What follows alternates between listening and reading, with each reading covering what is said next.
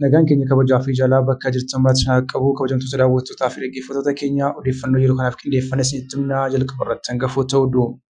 Waraanni bilisummaa Oromoo tarkaanfii cimaa humnoota bilxiginaa irratti fudhachuun loltoota sirnichaa hedduu du'aa fi madoon adabuu ifoomse. Woboon tarkaanfii ilaalessaa kanaa godina Wallagga Lixaa aanaa Boojii Birmajii keessatti guyyaa har'aa fudhachuun barameera. Dabalata oduu kanaa qabnaa ni balballoomsina. Adeemsi marii biyyaalessaa karaa milkaa'aa ta'een gaggeeffamaa akka jiruu fi ajandaawwan mariif dhiyaatan hedduu irratti waliigaltee irra gahamuu koomishiniin itti aantuu koomishinii marii biyyoolessaa kan ta'an aadde Hiruut Gabrasillaasee ibsan. Gabraatiin immoo paartiin naannoo Amaaraa Abiin jedhamu koomishinichaa qeeqeera. Kanas bal'ina isaa qabanneerra ni balballoomsina. Gareen faannoo ifatti qaamolee mootummaa Itoophiyaa lolaan wajjin tokkummaa uummachuu beeksise. Garichi qabsoon uummata Amaaraa ajaja waloo fi tokkooma jalatti qindaa'aa dhufuu fi humnoota biroo wajjin tumsaa uumuun ministeera muummee Abiyyi Ahmad kuffisuuf qophiin gahaan godhamuu ifoomse. Dabalata bal'aa isaa qabnaa ni balballoomsina. Shakkamtoonni haleellaa keessatti hirmaatan to'annoo poolisii jala oolan. Viidiyoon haleellaa gaddisiisaa tokko miidiyaa hawaasaa gubbaatti tamsa'aa ture keessatti hirmaatte jedhamee kan himamu Firdosee fi namoonni ishee wajjin turan tarkaanfii saffisaa fi qindaa'aa poolisiin magaalaa Finfinnee fudhateen to'annaa seera jala oolfamuun gabaafameera. Dhimma kanas ni balballoomsina.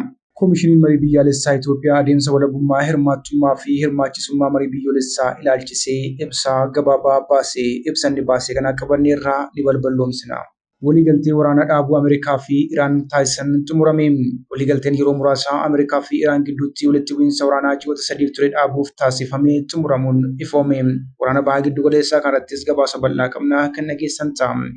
Odeeffannoo wayitaawaa Oromiyaa fi Impaayirtii keessaa argachuudhaaf toora YouTube chaanalii kana sabiskiraayib, laayik, sheer taasisaa jechaan gara bal'ina oduutti isin dabarsa. Waraanni bilisummaa Oromoo tarkaanfii cimaa humnoota bilxiginaa irratti fudhachuun loltoota sirnichaa hedduu du'aa fi madoon adabuu ifoomse.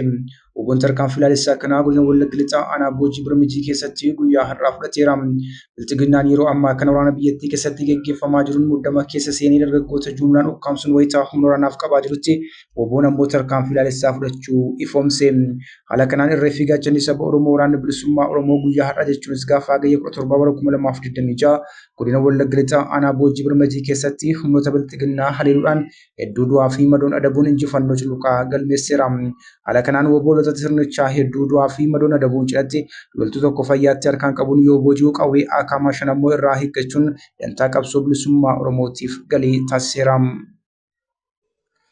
Adeemsi marii biyyaalessaa karaa milkaa'aa ta'een gaggeeffamaa akka jiruu fi ajandaawwan mariif dhiyaatan hedduu irratti waliigaltee irra gahamuu koomishinara itti aantuun koomishinii marii biyyoolessaa kan ta'an aadde Hiruut Gabrasillaasee ibsan. Ajandaawwan 8 marii kanaaf dhiyaatan hunduu uummattoota Itoophiyaa hundarraa bakka bu'aa kan hirmaachisan ta'uu kan ibsan aadde Hiruut marii kanarratti hunduu carraa walqixaa akka argachuun hirmaataa jiran eeran.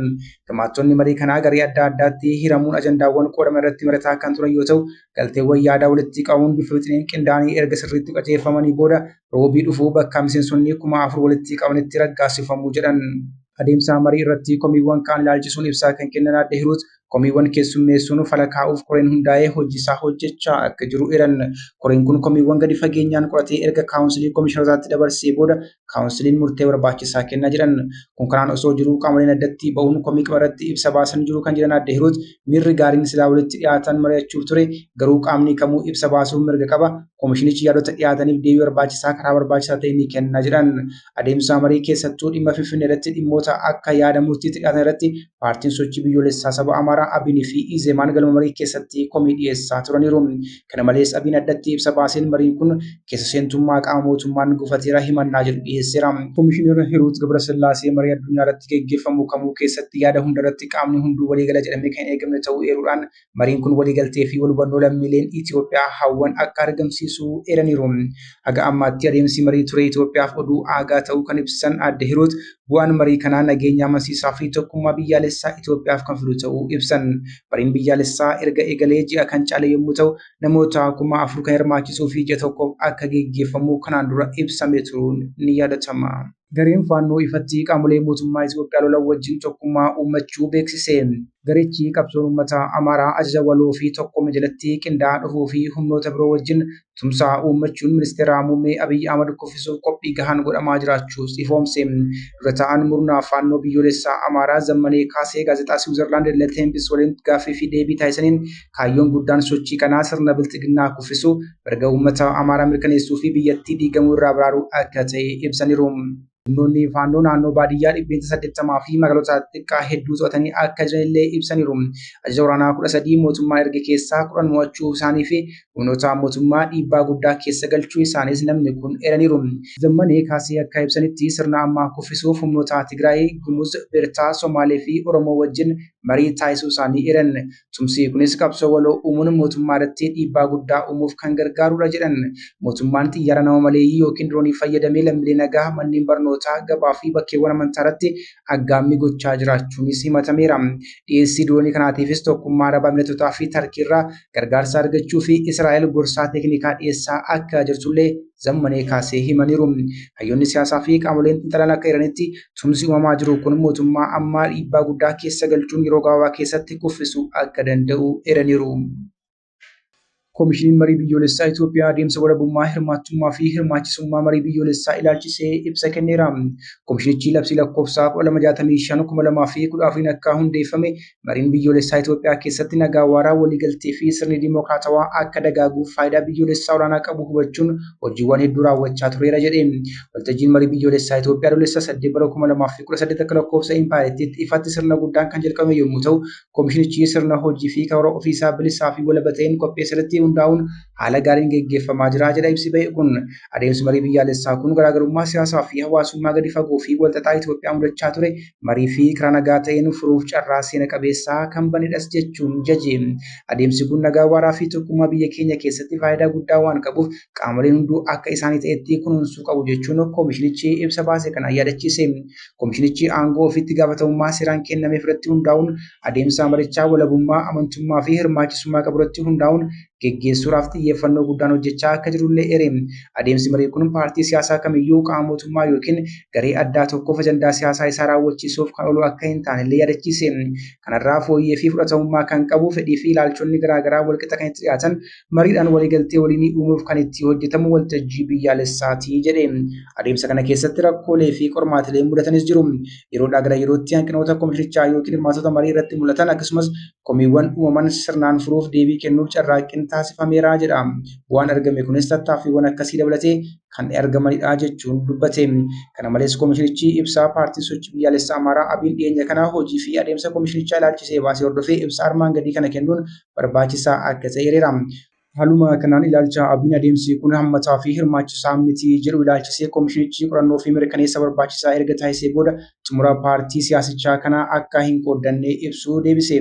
Waltajjii marii biyyaalessaa keessatti bakka bu'oonni kutaalee hawaasaa garaagaraa, paartileen siyaasaa, dhaabbilee fi waldaalee, qaamolee mootummaa federaalaa, naannolee fi bulchiinsa magaalotaa, Itoophiyaanonni dhiibbaa uumtonni beekamoonii fi humnoonni duraanii hidhatanii turan akkasumas waamicha kana nagaa fudhachuudhaan kanneen galan hawaasa diyaasporaa fi qaamoleen dhimmi ilaallatu biroo bakka bu'ummaan sagaleewwan garaagaraa adeemsa kana keessatti hirmaachaa fi dhaggeeffachaa akka jiran eere. Abiin paartileen siyaasaa haga ammaatti adeemsa marii kana keessatti dammaqaa hirmaannaa taasisan keessaa tokko akka ta'e illee yaadachiise. Viidiyoon haleellaa gaddisiisaa tokko miidiyaa hawaasaa irratti tamsa'aa ture keessatti hirmaatte jedhamee kan himamu Furdusii fi namoonni ishee wajjin turan tarkaanfii saffisaa fi qindaa'aa poolisiin magaalaa Finfinnee fudhateen to'annaa jala ooluun ifoome. Poolisiin magaalaa Finfinnee waamicha hawaasni odeeffannoo dhimma kana qaamolee seeraaf qofaaf akka dabarsuuf dhiyaate hordofuun odeeffannoo argamee sirnaan qorachuu fi dhugaa jiru mirkaneessuu hordofee shakkamtoonni to'annaa jala oolaniiru. Tarkaanfiin kun nageenyaa fi tasgabbii uummataa eeguuf namoota yakka raawwatan karaa haqaa fi seeratti dhiyeessuu akkasumas olaantummaa seeraa mirkaneessuu kan fudhatame ta'uun ibsameera.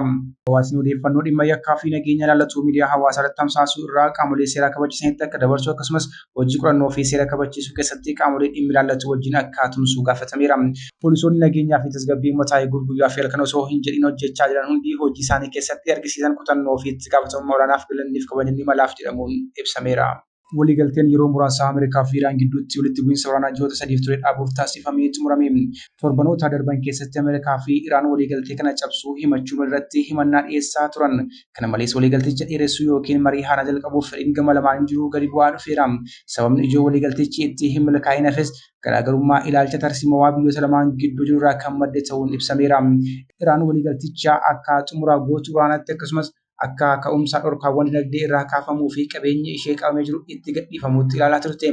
Ameerikaan garuu waliigaltichaa akka yeroo muraasa keessatti dhukaasa dhaabuu fi Iraanitti dirqama dabalataa dhimma niwukileeraa ishee irratti kaa'amuutti ilaalaa turteetti.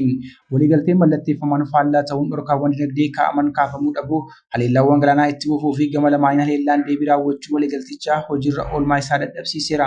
Xumuramuun waliigaltichaa haala nageenyaa fi waraana biyyoota lamaan keessatti jijjiirama guddaa fiduun ibsameera.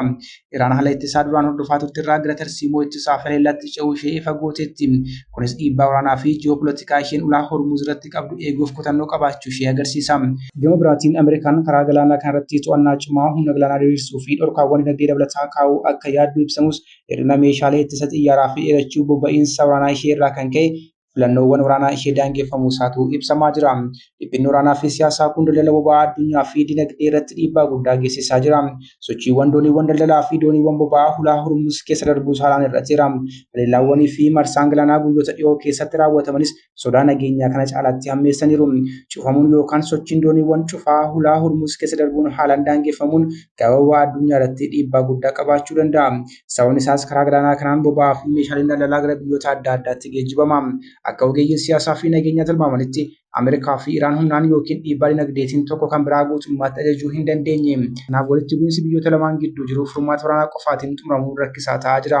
Haaluma kanaan dhiphinni hulaa Hormuuz irratti uumamee jiruu fi walitti bu'iinsi Ameerikaa fi Iraan gidduu jiru furmaata waaraa argachuu kan danda'u gama Iraaniin faayidaa biyyaalessaa fi naannawaa isaanii lamaa ilaallatee marii tarsiimawaa haalaa jalqabuun qofaa ta'uu ogeeyyiin siyaasaa akeekachiisaniiru. Kabajamtoota hordoftoota keenyaa odeeffannoo wayitaawaan yeroo kanaaf qindeeffannee qabannee dhiyaannee kana gaamaatti hordoftan ture ana wajjin oduudhaan hanga walitti deemnutti nagaatti dhagaa.